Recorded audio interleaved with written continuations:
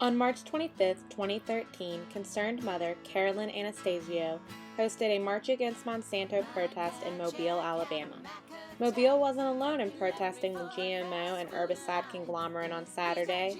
March Against Monsanto was a global event in 52 countries with 2 million participants in the U.S. alone.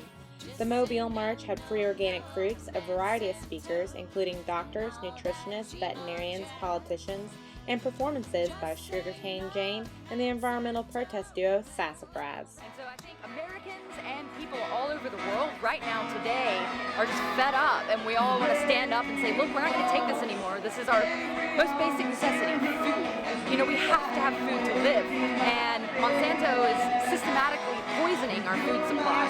And I think that's why people are out here today, just to have their voice be heard and try to make a difference, hopefully, in what's going on in this world. To come up with a different feature. This is a process where they actually take genes from an entirely different species and inject them into a food product. For example, taking fish genes and putting them into a tomato.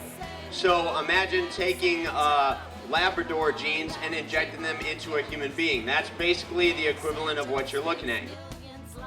Protection Act, which sort of guards this multi-billion dollar chemical company from lawsuits, from being investigated, and it's really corrupt and shady sort of bill that the Congress passed. And there's been a backlash internationally over this.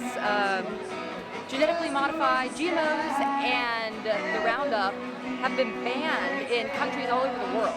And the countries where the GMOs are not banned, they at least are required to be labeled on food so that you, as a consumer, know what it is that you're buying. And you make the decision whether you want GMOs in your body or not. And in America, unfortunately, there are no laws regulating this. And there is the general feeling that they do not want the public to know how much food GMOs are in, because then we won't buy it. And I think I've read online estimates like 90% of the Western diet is infiltrated with GMOs. We have these giant GMO crops, and they're pretty much pervasive in the common diet. Corn, soybeans, sugar beets, which are used to make sugar in practically everything on the market that's not organic or labeled by the Non-GMO Project.